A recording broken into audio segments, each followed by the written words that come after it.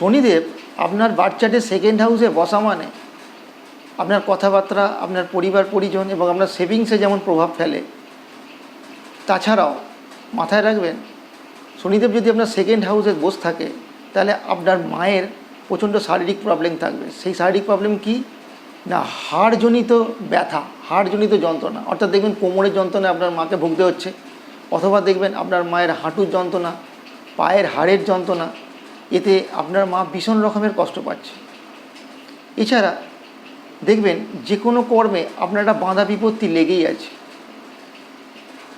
এবং যদি আপনার শনিদেব দেখা যায় যে দ্বিতীয় হাউসটা আপনার ভালো হাউস পেয়েছে, তাহলে আপনার অ্যাস্ট্রোলজিটাও ভালো হবে, এটা আপনি মাথায় রাখুন।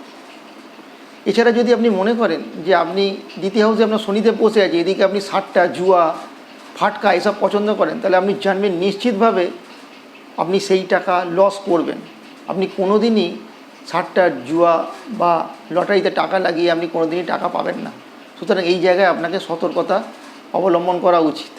এছাড়া দেখবেন আমরা যে বন্ধুবান্ধব আছে, সেই বন্ধুবান্ধবের সঙ্গে আপনার সম্পর্ক খুব একটা ভালো হবে না। তারা আপনাকে ঠিক আপনার কথার জন্য বা যে কোনো কারণেই আপনাকে পছন্দ করবে না। আপনার বন্ধুবান্ধবের সঙ্গে আপনার একটা দেখবেন দূরত্ব তৈরি হয়ে যাবে।